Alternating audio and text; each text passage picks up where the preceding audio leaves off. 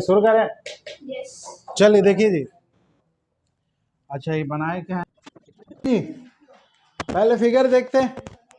चलिए यहाँ पे जो है हमारा क्या है, मेल रिप्रोडक्टिव पार्ट है। ठीक है, मेल रिप्रोडक्टिव पार्ट कुछ इस तरीके से है। ये बनाए तो मेरे एक छात्र ही हैं, लेकिन ठीक है, क्रेडिट हम ही ले रहे हैं। अब जैसा भी बना है ठीक है, यही है। बात बाकी फर्दर रेफरेंस के लिए किताब देखें। क्लियर है? चलिए देखिए, हम फ्रैंकली बात करेंगे। अगर इसमें समझ में नहीं आ रहा है तो देखिए, टेस्टिस किसको बोलते हैं और स्क्रोटम किसको बोलते हैं, पहले वो मतलब समझिएगा। जो आज के भाषा में, आम भाषा में जिसको बॉल्स बोलते हैं, जो एक थैला की तरह होता है नीचे में मेल रिप्रोडक्टिव पार्ट, वो बेसिकली जो थैला की तरह, वही थैला जो है स्क्रोटम है। यानी कि थैला स्किन का लेयर से बना हुआ है। क्लियर है? स्क्रोटम स्किन से बना हुआ है, और उस स्क्रोटम के अंदर बहुत ही कीमती चीज है जिसका नाम है टेस्टिस। 6 करोड़ का एक टेस्टिकल्स आता है बाबू, समझा? तुम 6 करोड़ खुद का मालिक है, मजाक नहीं समझना। क्लियर है? कितना? 12 करोड़, समझ रहे हो ना? लेकिन हाँ, एक मतलब दोनों का हम बताए 12 करोड़ चाहिए, 3-3 करोड़, समझ रहे हो? लेकिन टेंशन, इस पर तुमको लोन नहीं मिलेगा। ठीक है ना? लोन होता है ना, कुछ चीज गिरवी रखे तो गिरवी कैसे रखोगे? बात समझे? कोलेटरल कैसे जमा करोगे उधर? क्लियर है? चलिए, स्क्रोटम और टेस्टिस में मेन डिफरेंस समझ में आया। Scrotum is basically thick layer of skin, लेकिन जो टेस्टिस है यही सबसे महत्वपूर्ण है। इसी से आप दूसरा जिंदगी उत्पन्न कर पाओगे, यानी कि यही वो है जो स्पर्म सेल प्रोड्यूस करता है। बात समझ में आया? क्लियर? वो इसका फंक्शन क्या है उधर लिखा हुआ है, बाद में उस पर आते हैं, पहले फिगर समझ लेते हैं। वास्ट डिफरेंस क्या होता है जी? देखिए, इस टेस्टिस से हेलो, कहाँ गया यार लाल पेन? जिस दिन जरूरत रहता है उस दिन यही रखल है।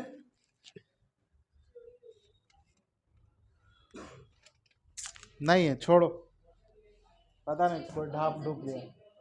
इसके पास पिंक वाला काम नहीं करेगा, छोड़ो। चलो देखो जी, इस टेस्टिस से एक नस कनेक्टेड है जो ऐसे करके ऊपर की ओर जा रहा है, समझ में आ रहा है? ठीक है, जा रहा है, फिर ऐसे करके मुड़ा हुआ है। इसी को बोलते हैं वास्ट डिफरेंस। क्या बोलते हैं? Vast difference. ये बहुत इंपॉर्टेंट चीज है। स्पर्म यहां पे बन जाता है बेसिकली। अच्छा सुनो, टेक्निकली बात सुनो, यहां पे जो बनाना टेस्टिस क्या प्रोड्यूस करेगा? सीमेन। क्या प्रोड्यूस करेगा टेस्टिस? सीमेन। इसको स्पर्म अभी नहीं बोलेंगे। क्या प्रोड्यूस करेगा? सीमेन। अब सीमेन क्या होगा? काफी थिक फ्लूइड, एक जेल जैसा। क्लियर है? एक जेल जैसा काफी थिक फ्लूइड को सीमेन कहते हैं। सीमेन यहां बन गया। सीमेन इस वास्ट डिफरेंस के थ्रू अगेंस्ट द ग्रेविटी लड़ते हुए ऊपर जाता है। अब ग्रेविटी के अपोजिट जा रहा है, बात समझिएगा, समझ रहे हैं ना? ग्रेविटी के अपोजिट जा रहा। अब जब वो यहां जाता है तो यहां पे दो चीज उसके पास है। क्या क्या है? एक तो सेमिनल वेसिकल, ये वाला है, ये पहले जाता है, इससे मिलता है, मिलने के बाद फिर ऐसे जा करके वापस यहां से पार होता है। क्या नाम है इसका? Prostate gland. ठीक है, दोनों का अलग अलग काम है। देखिए, अभी ये सिर्फ सीमेन था, थिक फ्लूइड था, इस पे कुछ इंपॉर्टेंट और अच्छा चीज नहीं था। अब ये सेमिनल वेसल, जो आपका जो सेमिनल वेसल है, वो क्या करेगा? इसमें फ्रक्टोज एनर्जी डालेगा। क्लियर है? और प्रोस्टेट ग्लैंड इसमें क्या करेगा? प्रोस्टेट ग्लैंड इसमें पानी और थोड़ा अल्कलाइनिटी, यानी कि जो एसिडिक एनवायरनमेंट को कम करने में मदद करे। आप कोई चीज एसिड दे दिया तो उसको न्यूट्रल करने के लिए क्या मिलाते हो? बेस। तो उस चीज के लिए बेसिक सब्सटेंस और पानी मिलाता है। अब जेल में पानी मिलाएगा तो थोड़ा थोड़ा अच्छे से मूवेबल हो जाएगा, यानी कि वो इजीली फ्लो हो सकता है। और एक थिक जेल है, जेल से अगर हम घर धोएंगे, जैसे कि ऐसे समझो, क्या खाते हो वो जैम, वो ठीक से ऐसे उसको बहाएंगे तो फ्लो करेगा नहीं, लेकिन पानी को बहाएंगे तो अच्छे से फ्लो करेगा ना। तो वही डिफरेंस है। तो फ्लो नहीं कर पाएगा, तो उसको अच्छे से फ्लो करवाने के लिए, मूवेबल करवाने के लिए ये प्रोस्टेट ग्लैंड और सेमिनल वेसिकल का जरूरत होता है। ये जो है फ्रक्टोज डालता है उस सीमेन में, और साथ में ऑक्सीजन भी डालता है। क्लियर है? यानी कि ये दोनों मिला के बनाता है ऑक्सीजन, ऑक्सीजनेटेड प्रोटीन। क्या बनाता है? Oxygenated protein. क्लियर है? उसके बाद से ये इस लाइन से होते हुए उसको निकल जाएगा, उसको निकलना पड़ता है। और इस कॉमन पासेज का क्या नाम है? यूरेथ्रा। कॉमन पासेज का क्या नाम है? यूरेथ्रा। वहां से स्पर्म और यूरिन दोनों निकलेगा। क्लियर है? अब अगर हम फॉर्मूला वाइज लिखें, जिसको याद नहीं होता है, समझ में नहीं आया, यानी कि सीमेन में fructose, oxygen, alkaline substance plus water जोड़ दिए तो वो बन गया स्पर्म। बात समझ में आया? यानी कि सीमेन सिर्फ यहीं तक सीमेन कहलाएगा, या इस पॉइंट तक। यहां आने के बाद उसमें फ्रक्टोज डाला जाता है, ऑक्सीजन डाला जाता है, अल्कलाइन सब्सटेंस डाला जाता है, वाटर डाला जाता है। इसके बाद ये किस में कन्वर्ट हो जाता है? स्पर्म में। बात समझ में आया? अगर डेफिनेशन भूल गए तो ये ट्रिक या ये फॉर्मूला याद रखना, फिर समझ जाना कि सीमेन तो सबसे पहला पार्ट है, उसमें ये सब डाला जाता है तब स्पर्म कहलाता है। क्लियर है बात? यहां तक बात खत्म हुआ। अच्छा, अब बात रहा यूरेथ्रा। यूरेथ्रा क्या है जी? तो यूरेथ्रा जो है कॉमन पासेज है। अगर एक मेल को सुसु आया है तो वहां से यूरिन भी निकलेगा, और वहीं अगर उसका स्पर्म इजैकुलेट होने वाला है तो स्पर्म भी निकलेगा। वो वही कॉमन पासेज। क्लियर है? अब जैसे हमारे गले में दो नली है, फूड पाइप, विंड पाइप, वहां वो सीन नहीं है, वहां एक ही पाइप है। क्लियर है बात? चलिए, अब इसका पार्ट्स का अलग अलग फंक्शन पढ़ते हैं। क्लियर है? चलिए देखिए जी, ये छठा पार्ट है, शुरू यहां से हो रहा है। ठीक है? नीचे जगह नहीं था और हमको झुकने का मन भी नहीं था। ठीक है, तो हम टेस्टिस से स्टार्ट करते हैं। टेस्टिस, बेसिकली टेस्टिस क्या है? टेस्टिस ही सबसे इंपॉर्टेंट चीज है। टेस्टिस वो है जो प्रोड्यूस क्या करता है? स्पर्म सेल प्रोड्यूस करता है। दूसरा, एक हार्मोन भी प्रोड्यूस करता है जिसका क्या नाम है? टेस्टोस्टेरोन। क्लियर है? ये दो चीज याद रखिएगा।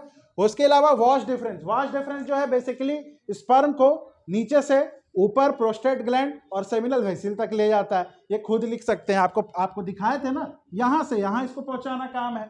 तो वही चीज है, carries sperm from epididymis to its junction with urethra. अब जंक्शन क्या? जैसे धनबाद जंक्शन, आसनसोल जंक्शन, जहां जहां उसको रुकना है, तो उसको रुकना कहां था? यहां से फ्रक्टोज लेने के लिए, यहां से अल्कलाइन और पानी लेने के लिए, तो उस जंक्शन तक। ठीक है? तो वो हो गया वाश डिफरेंस का डेफिनेशन। अब बात रहा सेमिनल वेसिकल। ये तो बता दिया आपको क्या करता है, फ्रक्टोज मिलाएगा। तो simply secrets fructose into the semen. Semen का यहां पे स्पेलिंग गलत है, ठीक है, which provides energy for sperm. Clear है? अब बात करें प्रोस्टेट ग्लैंड के लिए। देखिए, जो फीमेल वजाइना होता है उसके अंदर का जो मीडियम होता है वो काफी एसिडिक होता है, और हमारा स्पर्म जो है एसिडिक मीडियम में सरवाइव नहीं कर पाता। ऐसे समझो कि एसिडिक मीडियम जो है डिस्ट्रॉयर होता है स्पर्म का। तो उस चीज से लड़ने के लिए, उसको और हथियार प्रोवाइड करने के लिए, हमारा प्रोस्टेट ग्लैंड जो है उसमें पानी और अल्कलाइन डालता है। भाई अल्कलाइन में पानी आएगा ही आएगा, क्योंकि पानी तो सबसे पहले नॉर्मल करता है। कोई भी एसिड को डाइल्यूट करने के लिए क्या मिलाओगे? समझ में आया? तो पानी तो रहेगा ही रहेगा, और साथ में अल्कलिनिटी भी एक्स्ट्रा रहता है। क्लियर है? चलिए, यहां से समझ में आया प्रोस्टेट ग्लैंड का। बात रहा यूरेथ्रा, बहुत कॉमन चीज है ये। स्पर्म निकालेगा ड्यूरिंग इजैकुलेशन, और साथ में ही यूरिन भी, मतलब कॉमन पासेज है। क्लियर है? अब बात रहा पेनिस का। ये पेनिस ही एक ऐसा इलास्टिक कार्डियक मसल से बना हुआ है। कौन से मसल से? कार्डियक मसल, जो दिल बना हुआ है, लेकिन 100% नहीं। ठीक है? सिर्फ 10%।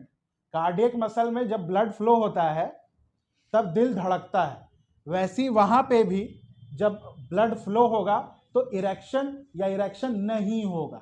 बात समझ रहे? वो चीज हट गया तो वो काम करना बंद कर देगा। ठीक है? और पेनिस ही वो चीज है जो स्पर्म को कैरी करता है वजाइना में, क्योंकि पेनिस ही वजाइना के अंदर जाता है और वहां से फिर इजैकुलेशन होता है, और फाइनली फिर इसी पेनिस के अंदर क्या है? यूरेथ्रा, वो नली है। क्लियर है? यानी कि ये बाहर वाला जो पार्ट है मसल का, उसी को पेनिस कहते हैं। क्लियर है बात?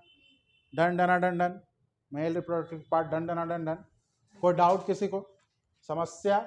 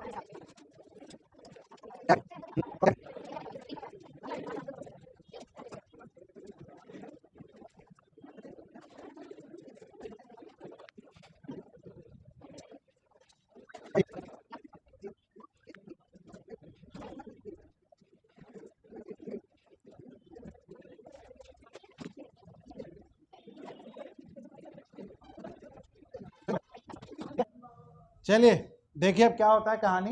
यहाँ से पहले समझ लीजिए, लिखने का मौका देंगे, ठीक है? समझ लीजिए, पहले समझने का मौका दीजिए। देखिए देखिए स्पर्म इजैकुलेट हो जाएगा, ठीक है? स्पर्म इजैकुलेट हुआ, इधर से क्या जा रहा है भैया? स्पर्म। मानिए कि इधर से स्पर्म का एंट्री हुआ, ठीक है? इधर ओवेरी है, क्या है ये दो ओवेरी पेयर। जैसे हमारे पास दो टेस्टिस है, वैसे फीमेल के पास दो ओवेरी होता है। यहाँ पे क्या बनता है? ओवम। ओवम ही क्या है? एग सेल, यानी कि वो एग बनाता है। यहाँ पे एग बना, अब एग बनने के बाद इधर जाएगा, क्लियर है? इधर भी बनेगा, उसके बाद किधर जाएगा? इधर जाएगा। इधर से क्या आ रहा था? आया, क्लियर है? या इधर एक जितना जिंदा रहा जिधर जाने का है जाएगा, हो सकता है एक जाए, एक से ज्यादा जाए, क्लियर है? मान लीजिए गया, तो ये गया, तो यहां पे इसका मेटिंग हुआ। क्या हुआ? मीट किया। क्या क्या यहां पे मीट किया? यानी कि ये वो साइट है, ये वो साइट है जहां पे स्पर्म जो है, स्पर्म का यूनियन हुआ किससे? फीमेल एग सेल ओवम से हुआ। यानी कि यहां पे फर्टिलाइजेशन, जब दो चीज मिला तो उसको क्या बोले? फर्टिलाइजेशन। मतलब कि ये वो प्रोसेस है जहां पे स्पर्म और एग क्या हुआ? मिला। यानी कि this is the site of fertilization. Clear है? क्लियर है? अब साइट ऑफ फर्टिलाइजेशन जो वहां लिखा है उसको क्या बोलते थे? फैलोपियन ट्यूब और ओविडक्ट। यानी कि यही पूरा क्या कहलाया? बात समझ में आया? चलो, अब जब फर्टिलाइजेशन हो जाता है, फर्टिलाइजेशन बेसिकली किसको बोलते हैं? अगर डेफिनेशन भूल गए तो स्पर्म और एग मिलता है तो क्या होता है? फर्टिलाइजेशन। फर्टिलाइजेशन होने के बाद क्या बनता है? एम्ब्रायो। एम्ब्रायो होने के बाद क्या बनता है? Sorry zygote. जायगोट ही तो, जायगोट। फिर इसके बाद क्या बना? एम्ब्रायो। और लास्ट में क्लियर है? चलिए अब देखिए क्या है प्रोसेस, समझिएगा।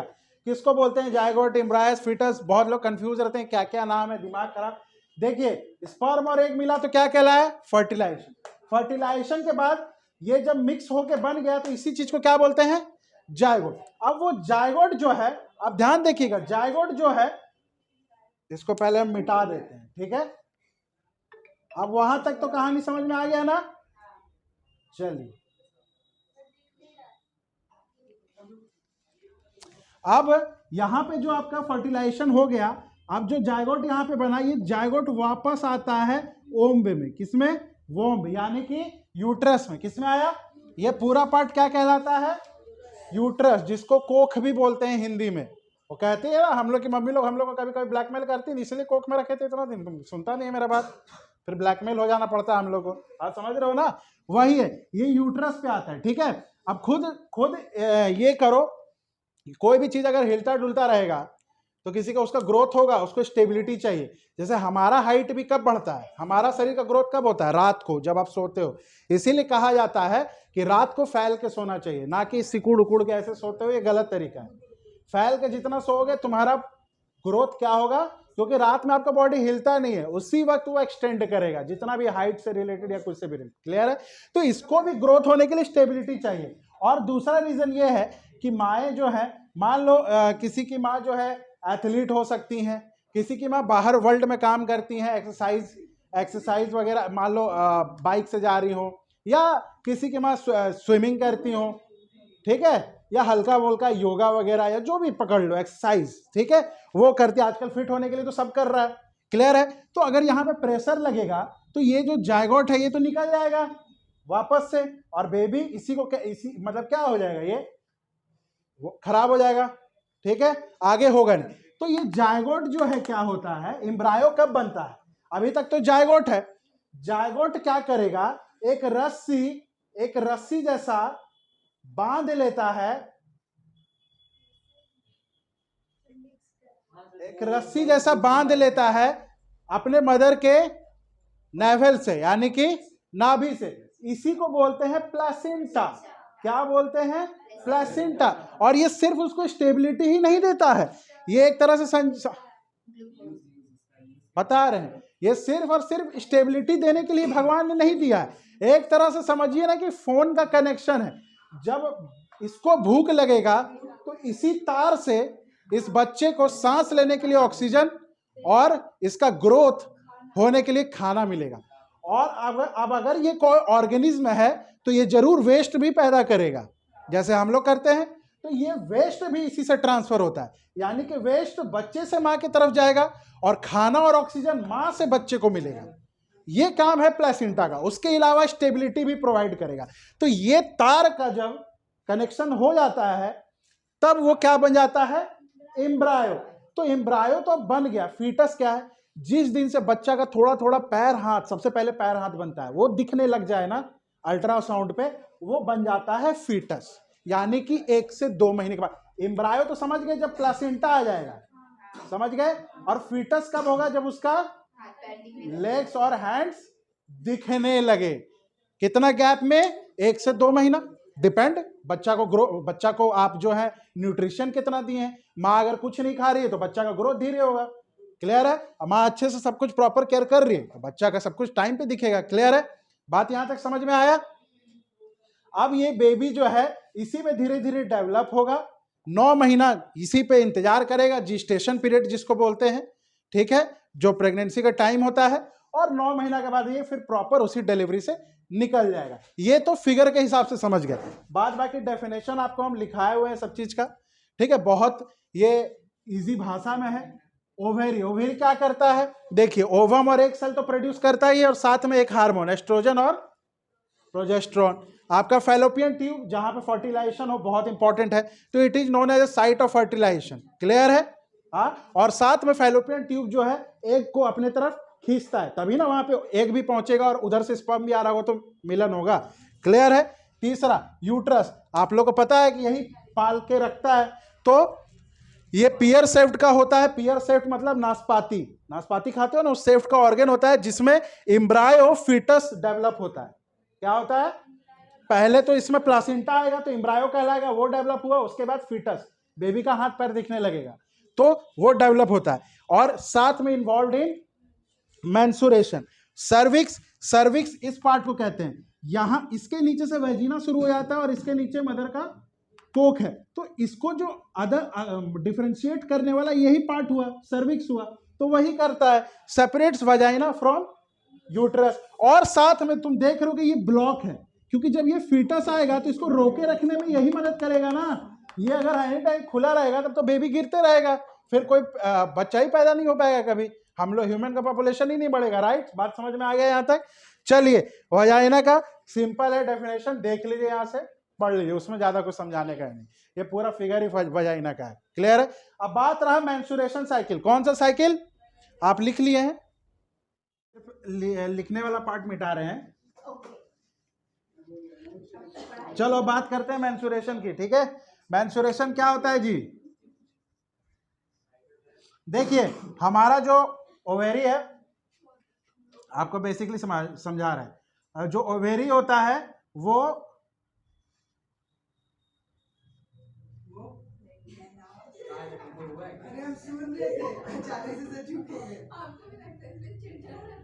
ठीक है। ओवेरी जो है हमारा 1 महीने में एक बार क्या बनाता है, एग सेल बनाता है। क्लियर है। 1 महीने में क्या बनाता है, फर्टिलाइज। और एग सेल बन गया 1 महीने में एक बार, 1 महीने में एक बार बन गया। अगर स्पर्म और एग सेल यानी कि वही ओवम मिल गया तो फर्टिलाइज हो जाएगा। फर्टिलाइज हो जाएगा तो क्या होगा, प्रेगनेंसी। क्लियर है, क्लियर है। एक कंडीशन तो ये है, हल्ला नहीं, अब ध्यान दीजिए। एक कंडीशन तो ये है कि ओवेरी जो है एग बना दिया, एग बना दिया, अब ओवेरी के पास एग तैयार है। अगर स्पर्म आया, अगर इधर से स्पर्म आया और एग मिला तो फर्टिलाइज हो गया। फर्टिलाइजेशन के बाद क्या होगा, प्रेगनेंसी। अब अगर सिर्फ एग बन के तैयार था, स्पर्म जो है नहीं आया, तब क्या होगा, तब क्या होगा कि जो तुम्हारा है यहीं पे आता है मेंस्ट्रुएशन। ये क्या है बेसिकली, सुनिए। देखिए हमारा जो बॉडी है ना वो बहुत स्मार्ट है। जो भी चीज उसको एक्स्ट्रा मिलता है ना वो फ्यूचर के लिए सेव कर लेता है। क्लियर है।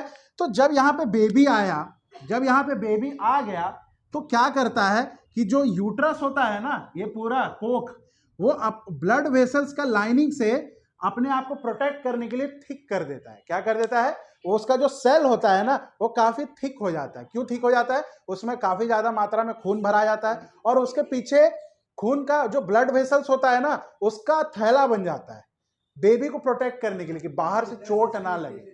क्लियर है, ठीक है। वो कब बनाता है इस तरह का प्रोटेक्शन, जब उसको लगे कि मेरे पास तो एक तैयार है, अब तो स्पर्म आएगा, फर्टिलाइज करके बेबी बना देगा, प्रेग्नेंट हो जाएगा। तो प्रोटेक्शन के लिए वो तैयार रखता है। वो इंतजार किया, स्पर्म मिला तो ठीक, प्रेगनेंसी हो जाएगा। लेकिन स्पर्म नहीं आया तो उस प्रोटेक्शन का क्या काम है कोई नहीं। तब उसको लगता है फिर तो वेस्ट हो गया। तब वो जितना भी ब्लड वेसल था वो झड़ जाता है, सेड हो जाता है। क्या होता है, वो जो खून का जितना भी थैली बना था, प्रोटेक्शन वॉल बनाया था, वो खुद ब खुद झड़ जाता है, वापस ब्लड के फॉर्म में आ जाता है।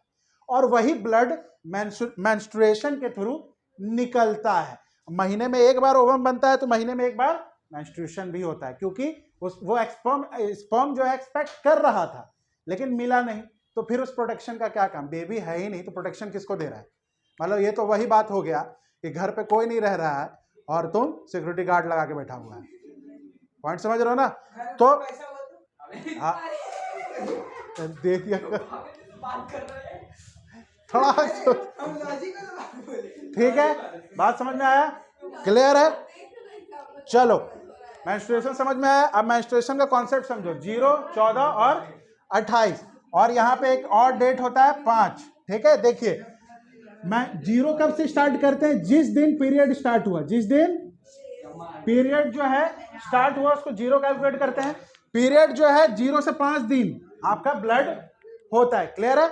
5 से 14 दिन तक या 13वां दिन तक, ठीक है, अगर इंटीमेसी होती है, ठीक है, सेक्सुअल रिप्रोडक्शन होता है तो बेबी होने के चांसेस एकदम कम होते हैं। क्यों, क्योंकि अभी तो ये झड़ा ही है, जितना ब्लड वेसल्स था वो अभी तो झड़ा है ना खून बन के। तो बेबी को प्रोटेक्ट करने के लिए कोई वॉल है नहीं, तो वो एक्सपेक्ट ही नहीं कर रहा है स्पर्म को। वो अभी नहीं चाहता है कि कुछ हो अंदर, कोई भी किसी भी तरह का रिप्रोडक्शन ना हो। क्लियर, वो चाहता ही नहीं, वो एक्सपेक्ट ही नहीं कर रहा है कि मेरे गेस्ट आने वाले। तो भैया ये अभी बहुत अनफेवरेबल कंडीशन है। कब, 13 से लेके 14 तक। पीरियड जस्ट खत्म होने के बाद, मतलब वो 5वां दिन होगा जिस दिन पीरियड खत्म होगा, वहां से लेके 12 तारीख तक या 13 तारीख तक वो एक्सपेक्ट नहीं कर रहा है, क्योंकि बेबी का प्रोटेक्शन के लिए कुछ बना के पहले से नहीं रखा है। क्लियर है। हाँ, ये दोनों फेज जो है यहां इंपॉर्टेंट है। इन दोनों पे अगर इंटीमेसी होती है, रिलेशनशिप बनता है, तो 14 से 28 दिन किसी भी लेडी को प्रेग्नेंट होने का काफी अच्छा चांस है। ठीक है, ठीक है, क्योंकि उस वक्त तक आपका जो है यूट्रस जो है ब्लड वेसल्स अच्छे अमाउंट में बनाना शुरू कर देता है। पॉइंट समझ में आया, यही था बेसिक। किसी को आप किसी तरह का कोई डाउट कि सर ये क्या होता है, 14, 28, 5 क्या है, बात समझ में आया।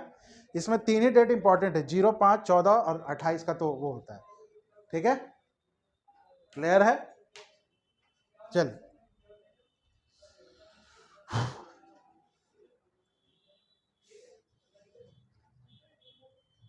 हाँ जी लॉर्ड आदि, जायगोट और इम्ब्रायो में क्या फर्क है? चल जायगोट और इम्ब्रायो में क्या फर्क है? बनता है, ठीक है। तो उसमें प्लासेंटा लगा रहता है, इम्ब्रायो में लगा रहता है। इम्ब्रायो के बाद क्या बनता है? राइट। नहीं हम ऐसे ही पूछ लिए, हम ये नहीं जान रहे कि आप सुनते हैं। आप नहीं भी बोलते तो हम क्या ही करते, बोलते खेलिए गेम खेलिए। हो गया।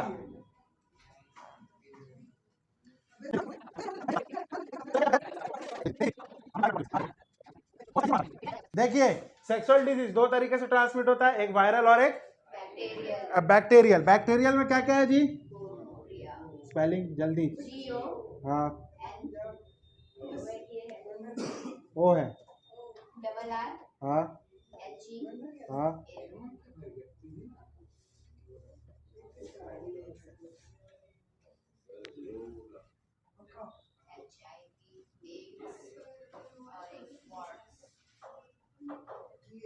हाँ जी। देखिए सेक्सुअल डिजीज में दो होता है, एक वायरल और एक बैक्टीरियल इन्फेक्शन। क्लियर है? अब ये जो इन्फेक्शन होता है वायरल के थ्रू किससे होता है? HIV AIDS. सुनिएगा मेरा बात सुनिएगा, इसमें HIV बीमारी का नाम नहीं है, बीमारी का नाम एड्स है।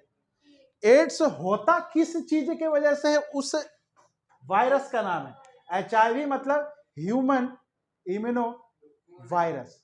ह्यूमन इम्यूनो वायरस, इस वायरस के वजह से एड्स होता है। यानी कि वायरस का क्या नाम है? HIV। बीमारी का क्या नाम है? AIDS, acquired immunodeficiency syndrome. Clear है? पूछ सकता है वन वर्ड में, तो क्या बोलेगा? HIV का तो पक्का चांसेस है, ठीक है। HIV का तो पूछेगा ही पूछेगा, नहीं पूछेगा।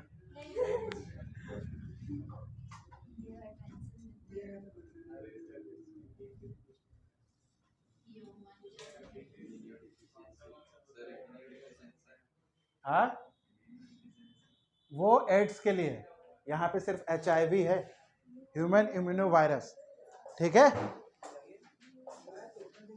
एड्स का रिसर्च सेंटर कहाँ है पूरे भारत में? पुणे। कैसे याद रखना है? सारे पुणे वाले को एड्स है, पुणे में एड्स है, पूरे पुणे में एड्स फैला हुआ है। हम ऐसे याद करते हैं। मुंबई में क्या है? पूरे मुंबई को कैंसर है, कैंसर रिसर्च इंस्टीट्यूट है। देहरादून में क्या है? आलू है, आलू research institute, potato research institute. Jharkhand में क्या है?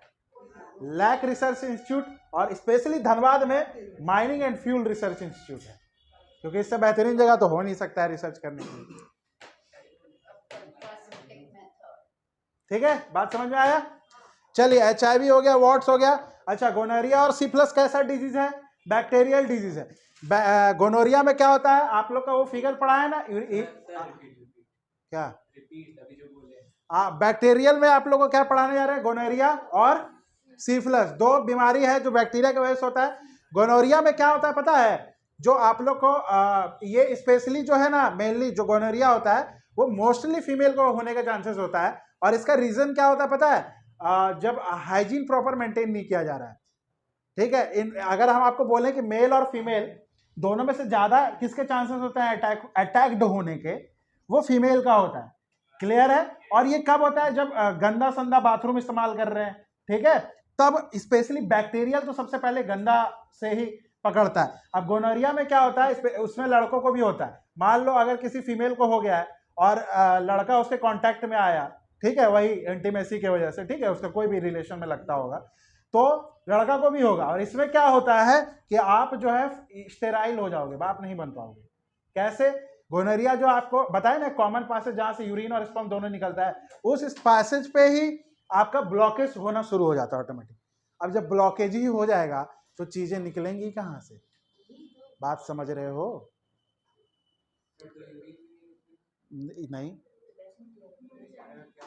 बस दूसरा रास्ता देखना। हाँ भाई, जिसका यूरिन नहीं निकल पाता उसके लिए थैली वाली लगाते हैं ना, फिर किडनी जिसका खराब रहता है, तो वैसा ही कुछ रास्ता देखना होगा। समझ में आया? क्लियर है? चलिए क्या? हाँ पानी से धोना ठीक हो जाएगा। अरे नॉन क्यूरेबल है भाई, बुखार थोड़ी है 4 टैबलेट खाया ठीक हो गया भाई। एड्स है वो, मजाक थोड़ी है, उसका तो मजाक पड़ के चल रहा है, जिंदगी खा जाता है लोगों का। 2 दिसंबर को वर्ल्ड एड्स अवेयरनेस वीक मनाते हैं हम लोग भाई। एड्स है अभी तक उसका, एड्स कैंसर का तो फिर भी इलाज हो गया है, एड्स का और सीड्स का, सीड्स तो इससे भी खतरनाक है, एड्स का ही भाई लगता है। वो बच्चों को होता है विदाउट इंटीमेसी और फिजिकल से, बहुत rare of the rarest disease में आता है, इसका कभी कोई खोज नहीं हुआ है। अरे इसको तो आप पूछोगे कैसे ठीक करें, तो बस वही पानी से धो के देखो, और क्या कर सकते हो।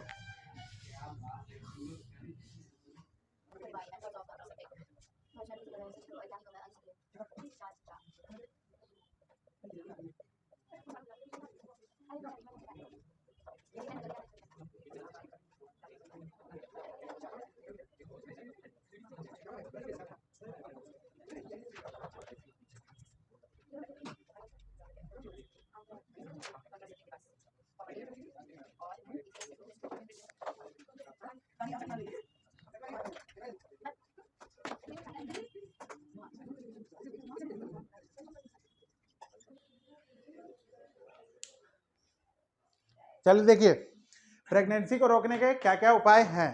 पहला तो फिजिकल बैरियर है, मतलब कुछ फिजिकल तरीके से रुकावट लगा दें, जस्ट लाइक डैम जैसा, पानी बह रहा है, कुछ ऐसा दीवार खड़ा कर दे पानी उधर जाए ना।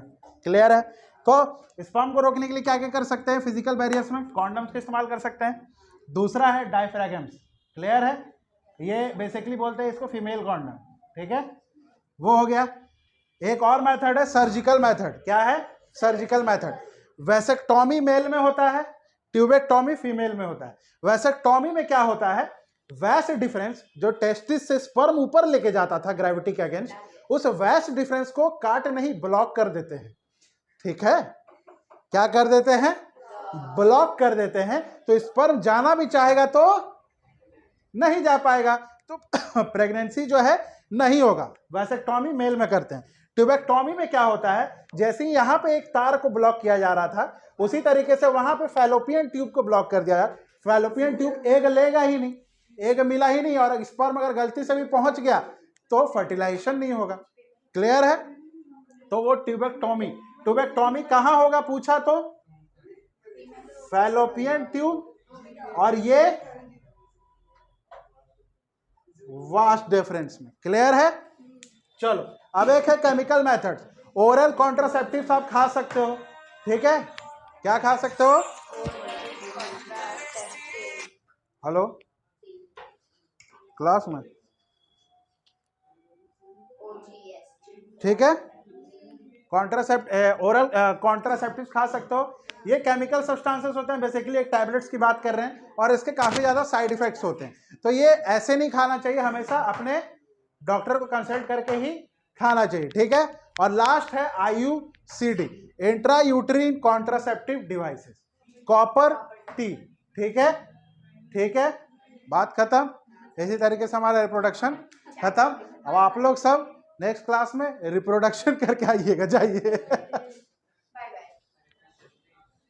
हाँ